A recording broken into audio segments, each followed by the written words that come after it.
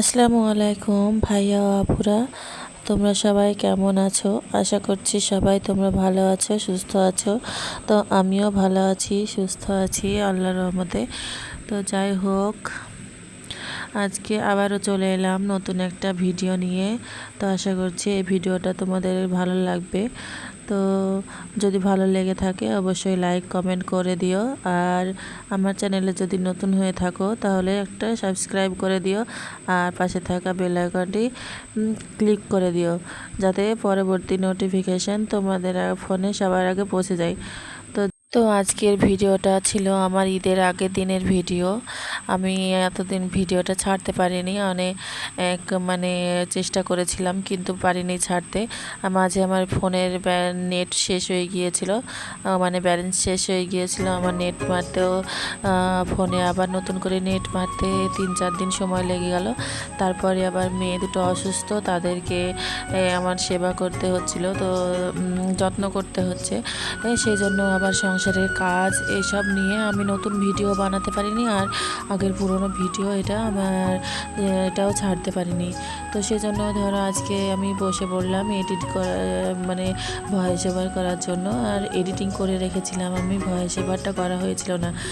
তো যাই হোক, আমি দেখো সকালবেলায় আমার ঈদের আগের দিনের ভিডিও যেহেতু এটা, তো আমার ঈদের আগের দিনেও আমার কোনো কাজ সারা হয়েছিল না গো। সব কাজ পড়েছিল আমার। তার আগের দিন আমি ঝুল ঝাড়তে গিয়ে আমার ডাস্ট অ্যালার্জি আছে যেহেতু, সেই জন্য আমি অসুস্থ হয়ে পড়েছিলাম। আমি কোনো কাজই করতে পেরেছিলাম না। ডাস্ট অ্যালার্জি থাকলে তো তোমাদের যাদের আছে তারা তোমরা বোঝো যে কতটা কষ্ট হয় অ্যালার্জি থাকলে। ঝুল টুল ঝাড়া এইসব কাজগুলো, নোংরা ধুলোবালির কাজ করতে পারা যায় না। তো আমি নাকে কাপড় বেঁধে মানে সেফটিভাবে কাজ করতে গেছিলাম, কিন্তু তবুও পারিনি। আর সেজন্য আমি ওই আলু পেঁয়াজগুলো ঠিক করেছিলাম, আর ওই ঘরটা পরিষ্কার করেছিলাম একটা। তো আমার এই যে পড়তে চলে, মানে আমি ওর নিচে ধরো জামা কাপড়গুলো, সেই জন্য আজ ভোর 4টের সময় উঠে আমি জামা কাপড়গুলো ভিজিয়ে কেচে দিলাম ওগুলো আগে। তারপর আমি দেখো উপরে রান্নাঘর, এটা আমার মাটির চুলায় রান্না করি উপরে। আমি এখানে দিনের বেলায় রান্না করি না, রাত্রিবেলায় শুধু রান্নাটা করি। এই রুটি আর তরকারিটা করি, মানে রুটিটা গ্যাসে ভালো লাগে না করতে, সেই জন্য আমি উপরে এখানে রুটিটা বানাই। তো যাই হোক, তোমরা তো দেখতে পেলে আমি। তো যাই হোক, তো তারপর দেখো আমার এখন বাজে 6টা, পৌনে 6টা মতো। তো সব ছাত্ররা সব পড়তে চলে এসেছে। আর আমি কালকে আলুগুলো ধুয়ে দিয়েছিলাম। আমি প্রতি বছর আলু ধুয়েই রাখি। এই ধুলো সমেত রাখলে ঘর আমার খুব নোংরা হয়ে যায় ধুলোতে, তো সেই জন্য আমি ধুয়েই রাখি। কিন্তু এই বছরে আমি ধুয়ে রাখতে পেরেছিলাম না, আমার মেয়েটা ছোট ছিল আর আমার সিজারে বেশি দিন হয়েছিল না, সেই জন্য আমি পারিনি ধুয়ে রাখতে। তো যেহেতু ঈদের আমি ঘরটা পরিষ্কার করব, সেই জন্য আমি আলুগুলো আজকে বের করে পচা আলুগুলো বেছে ফেলে আবার ধুয়ে রেখেছিলাম কালকে। তো আমার আলুগুলো ওখানে শুকোতে দিয়েছিলাম, ঘরে ঢুকানো হয়েছিল না। তো ছাত্ররা সব যেহেতু পড়তে চলে এসেছে, তো ওরা ওখানে বসে পড়াশোনা করবে, সেই জন্য ওদেরকে আমি বললাম যে আলুগুলো একটু ঘরে তুলে রাখো, তো তাহলে তোমরা ওখানে ভালোভাবে বসতে পারবে। যেহেতু অনেকজন 10-11 জন ওখানে জায়গা না হলে হবে না, সেই জন্য ওদের আমি বললাম। তো আমার হেল্পও হয়ে গেল, আর আলুগুলো আমার ঘরে ঢুকিয়ে দিল। তো যাই হোক, তারপর দেখো আমি ওপরে এসে আবার আমার রান্নাঘরটা পরিষ্কার করে মুছে নিলাম। তো এখানে বৃষ্টি হলে রান্না করা যায় না। আমি দিনের বেলাতে এই মানে মাটির আঁখা উনুনে আমার রান্না করতে খুব ভালো লাগে, কিন্তু দিনের বেলায় খুব রোদ গরমের জন্য আমি রান্না করতে পারছি না গো। তো বৃষ্টি হলে ওই টিনের তলা দিয়ে পানি ঢুকে যায়, দিয়ে খড়ি টড়ি সব ভিজে যায়।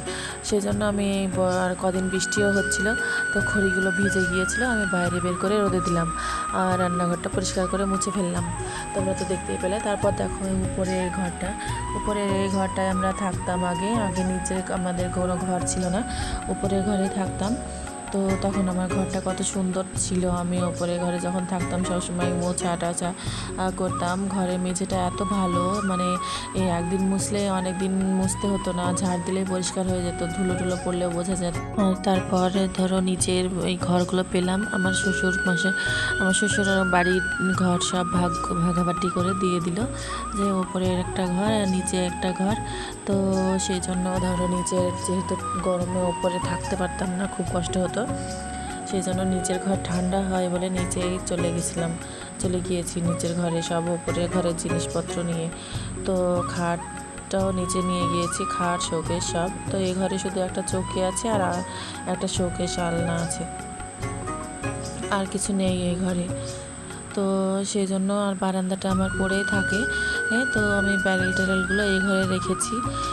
মানে আমার নিচের গোডাউনটাতে তো বৃষ্টি পড়ে চাল দিয়ে, ব্যারেলগুলো নষ্ট হয়ে যাবে বলে আমি এখানেই গম রাই মসুরি সব এখানেই এই ব্যারেলে রেখেছি।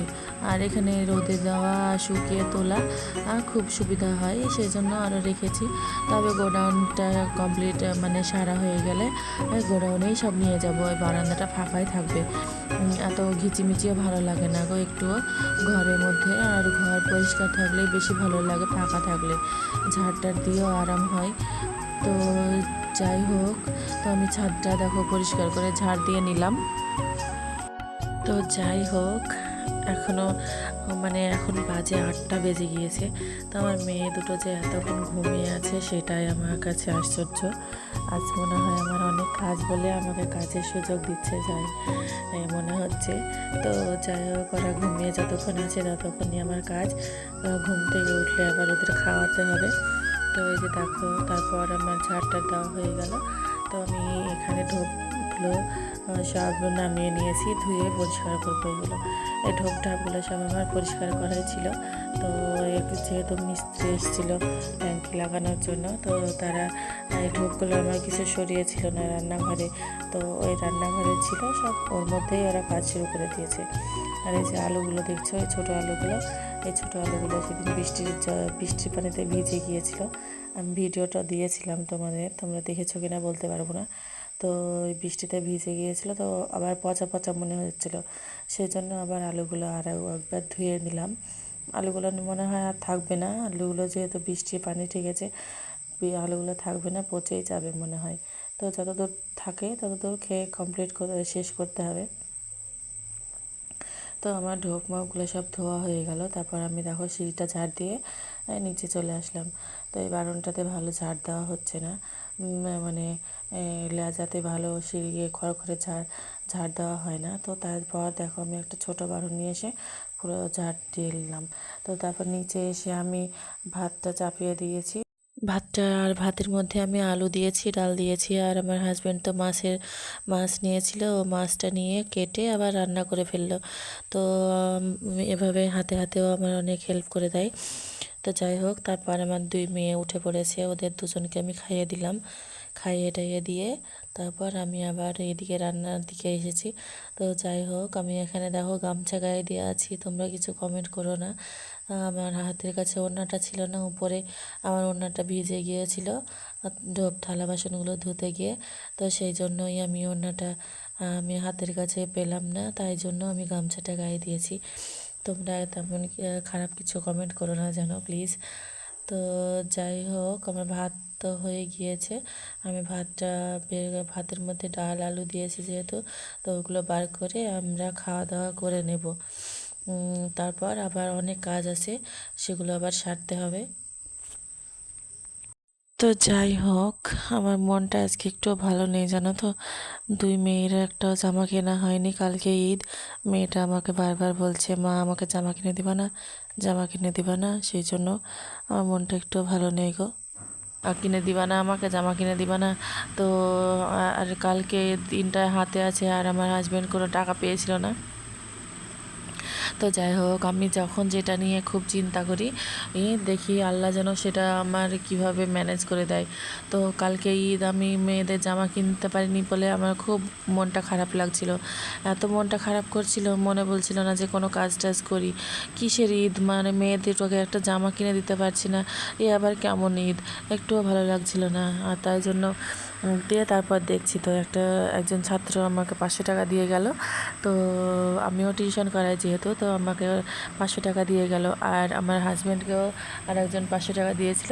তো আমি বললাম যে যাই হোক, এ দিয়ে আমরা দুজনের জন্য একটা পাতলা পাতলা জামা নিয়ে আসি চলো। দিয়ে কাজকাম সারলাম তো সারাদিনে। তো তারপর খাওয়া দাওয়া করে মেয়েটাকে গোসল করিয়ে দিয়ে, তো এই যে দেখো জামা কাপড়গুলো, ঘরের জামা কাপড়, তারপরে কাঁচা খোঁচা জামা কাপড়গুলো সব আমি এখানে পালা জমে গিয়েছে। তো জামা কাপড়গুলো আমি ভাঁজ করে এখানে গুছিয়ে রাখবো, পরে আমি আবার সব ঘরে নিয়ে গিয়ে রাখবো। এখন ঘরের ভেতরটা ঝুল ঝাড়া হয়নি, যেহেতু ঘরের ভেতরটা ঝুল ঝাড়তে হবে, সেই জন্যই আমি ঘরের আলনার জামা কাপড়গুলো সব নামিয়ে এনেছি। তো এগুলো ভাঁজ করে এখানে রাখবো। তো পরে তারপর ঘর পরিষ্কার করার পরে আমি ঘরে আবার গুছিয়ে রাখবো। তো আমার মেয়েটাকে দেখো কি দুষ্টুমি করছে, ওকে গোসল করে নিয়ে এসে আমি ওকে কোলে করে জামা কাপড়গুলো ভাঁজ করছি। তো এত দুষ্টুমি করছে, ও আমার আগে আগে পালিয়ে যাচ্ছে বারবার, আমি ধরে ধরে ওকে রাখছি। তো আর বড় মেয়েটাকে তো গোসল করিয়ে দিয়েছি, ও দাদির ঘরে পালিয়ে গিয়েছে। বললাম ঘুমিয়ে নাও, তো ঘুমালো না, দাদির ঘরে পালিয়ে গেল। দুপুরবেলায় একটু না ঘুমালে সন্ধ্যাবেলা না লাগতেই ঘুমিয়ে যায়, একটুও পড়তে বসানো হয় না। তো যাই হোক, তারপর দেখো আমি একটু ছোটো মেয়েটাকে নিয়ে ঘুমিয়ে পড়েছিলাম। ওকে ঘুম পাড়াতে গিয়ে তো আমি ঘুম থেকে উঠে দেখছি আমার হাজব্যান্ড ফ্রিজটা পরিষ্কার করতে শুরু করে দিয়েছে। তো আমি বলছি কি গো, আমাকে ডাকলে না, ফ্রিজ পরিষ্কার করছো একা একা? তো বলছে তুমি ঘুমিয়ে গেছো, থাক, তাই জন্য আর ডাকলাম না, তুমি উঠে তো আরও অনেক কাজ আছে, তুমি করবাই বা কখন, এত কাজের মধ্যে ফ্রিজটা তুমি পরিষ্কার করতে সময় পেতা না, সেই জন্য আমি পরিষ্কার করে দিলাম, তাই বলছে। তো ওই আমার হাজব্যান্ড এমনই, মানে খুব আমাকে হাতে হাতে হেল্প করে, এমন হাজব্যান্ড পাওয়া তো ভাগ্যের ব্যাপার। আর মানে খুব কপাল করলে যে এমন হাজব্যান্ড পাওয়া যায়, আমি তো সেটাই মনে করি। তো তোমরা তো দেখলে আগে আমি মাছ নিয়েছিল, মাছটা নিয়ে রান্না করলো, তারপর আবার এখন ফ্রিজটাও পরিষ্কার করে দিল। তো আমার হাতে হাতে অনেক হেল্প করে আমাকে, মানে কি বলবো, তুলনা হয় না, এমন হাজব্যান্ডের তুলনা হয় না। যাই হোক, এক কথায়। তো তারপর দেখো আমি ওকে একটু মুছে টুছে হেল্প করে দিলাম, পরে তারপর আমি মেয়েটাকে একটু ঘুম পাড়িয়ে দিয়ে এই যে আমি ঘরটা পরিষ্কার করতে শুরু করে দিয়েছি। তো এখন আমার বাজে 3টে বেজে গিয়েছে। তো আমার হাজব্যান্ড পড়াতে যাবে, তো আজকে ও পড়ানো আছে 3টের সময়, তো পড়াতে যাবে। তো আমাকে বকাবকি করছে যে এত কাজ একদিনে করার কি মানে আছে নাকি, করতে হবে না, ঈদের দিন বলে যে করতে হবে, তার কোনো মানে আছে নাকি? অসুস্থ শরীর নিয়ে না করাই ভালো ছিল। এত আর ঝুল টুল ছেড়ে তখন আবার অসুস্থ হয়ে যাবে কালকে ঈদের দিন। আর মেয়েটার জন্য একটা জামা কিনতে যেতে হবে, একটু তাড়াতাড়ি করো, ও সন্ধ্যাবেলায় আমরা বেরোবো, তাই বললো। তো আমাকে বকাবকি করে প্রতি বছর, আমি ঈদের আগের দিন এমনই বকা খাই। সব মানে আমি কাজে শুরু করলে আমি পরিষ্কার করে না করে অবধি আমার কোনো থামাথামি নাই। তো মানে কাজ করতে শুরু করলে এমনটাই হয় বলো, যে কাজ করব, অর্ধেকটা করব আর অর্ধেকটা করব না, এমনটা হয় কখনো বলো তো? যে কাজ করতে করতে অর্ধেকটা পরিষ্কার করলাম আর অর্ধেকটা নোংরা থেকে গেল, ভালো লাগে এমন কোনো দিন বলো তো? তো ওরা ছেলেরা এমনই বলে, মানে ওরা বোঝে না সেটা, আমাদের ব্যাপারটা সেটা। তো আমি ঘরটা ঝুল টুল ঝেড়ে খাট, তারপরে শোকেস, আলনা, ফ্যান ট্যান সবগুলো মুছে পরিষ্কার করছিলাম। তো আমাকে খুব বকলো। তো যাই হোক, বকা শুনলাম, আর শুনে বা কী করব, তো ও বকেই গেল আর আমার কাজ আমি করে গেলাম। তো সব কাজ কমপ্লিট করতে আমার প্রায় 6:30 মতো বেজে গিয়েছিল। তো তারপর 6:30টার সময় আমি গোসল টোসল করে আমরা বেরিয়েছিলাম 7:30টার সময় সে শপিং করতে। শপিং করতে বলা ভুল হবে, মানে 2 মেয়ের জন্য জামা কিনতে। তো একটা করে জামা নিব ভেবেছিলাম, তো একটা করে আর হলো না, দুটো পছন্দ হয়ে গেল। তো আমি 500 টাকা দিলাম আর উপরে দুজনে মিলে জামা দুটো কম দামের মধ্যে জামা, বেশি দামি জামা না। তো আর যেহেতু গরম পড়ছে একটা পাতলা নিলাম, দুটো 4টে জামা হয়ে গেল মেয়ে দুটো। তো যাই হোক, আমি যখনই ভাবি কোনো কিছু নিয়ে খুব চিন্তা করি। আমি জানি না কিভাবে যে আল্লাহ আমাকে ম্যানেজ করে দেয় সেই ব্যাপারটা আমার মানে।